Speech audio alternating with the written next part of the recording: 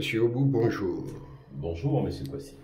Vous êtes président de Africains du Monde et de la Côte d'Ivoire pour tous dans la justice.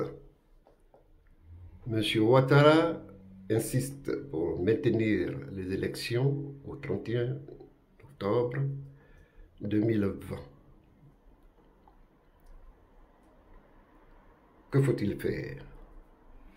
Bonjour la Côte d'Ivoire, bonjour l'Afrique, et je profite de notre interview pour saluer le courage de tous les Ivoiriennes et les Ivoiriens qui sont en ce moment dans les rues de Yamoussoukro, dans les rues d'Abidjan, qui sont en train de braver la soldatesque, c'est-à-dire les anciens rebelles qui sont habillés en gendarmes et en militaires, pour dire que cette bataille de la libération doit continuer pour qu'aujourd'hui nous ayons un pays libre.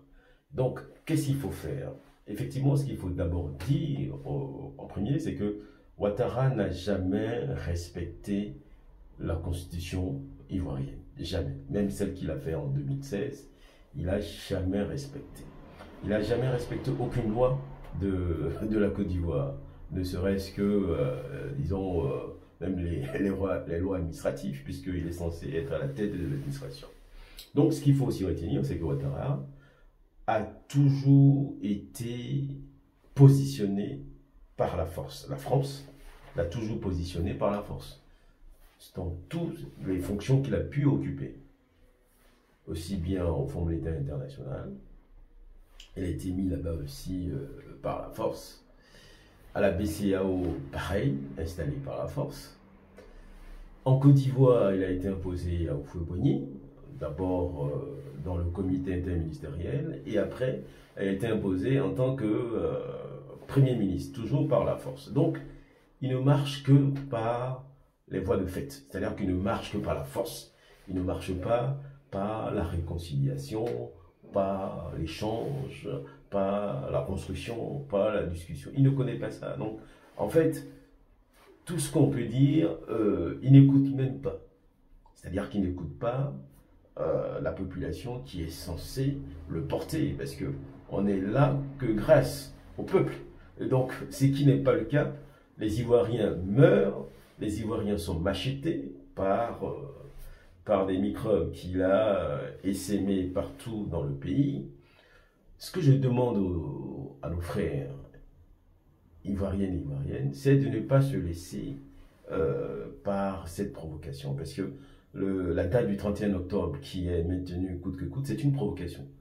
Une de trop de la provocation. Et je pense que les Ivoiriens et les Ivoiriens sont assez matures pour ne pas rentrer dans cette provocation de trop. Et on doit montrer à la France et à Ouattara que la Côte d'Ivoire n'est plus à ce stade.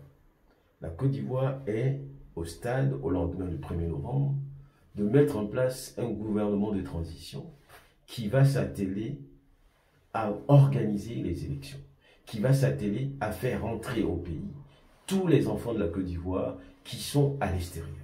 Le gouvernement va s'atteler à sortir de prison tous les prisonniers militaires et politiques qui y sont. Le gouvernement va s'atteler à faire en sorte que nous ayons des institutions stables, c'est-à-dire que la CEI telle qu'elle fonctionne aujourd'hui n'est pas une institution responsable et respectable. Donc, il va falloir que nous nous fassions confiance et que nous mettrons en place une institution fiable à laquelle chacun donne sa confiance. Donc, c'est ce à quoi nous devons nous atteler. Donc, j'appelle tous les Ivoiriens à rester chez eux tranquillement et à ne pas venir se cogner avec tous les provocations, tous les microbes qu'on aurait mis dans la ville. Voilà quelque chose que Ouattara a oublié. Les microbes utilisent souvent la machette. Mais quels sont ceux qui ont plus de machettes en Côte d'Ivoire? C'est quand même les Ivoiriens qui ont quand même plus de machettes en Côte d'Ivoire que quelques microbes. Nos parents, quand ils vont au champ, ils utilisent quoi pour aller au champ? Ils utilisent les machettes. Donc, ils savent mieux manier une machette qu'un jeune microbe qui est déjà drogué et qui ne sait même pas la tenir.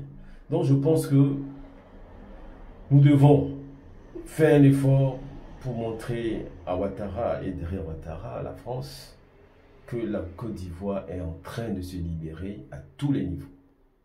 Au niveau sécuritaire, nous devons chasser du pays tous les troupes étrangères qui y sont, c'est-à-dire l'armée française qui, au 43 Bima, doit plier bagages et partir pour que la Côte d'Ivoire retrouve sa sécurité. Pour que la Côte d'Ivoire aussi respecte ses institutions. Pourquoi on respecte ses institutions? Il ne faut pas qu'il y ait sur la tête des Ivoiriens, et donc des Africains, une armée étrangère qui les menace tous les jours.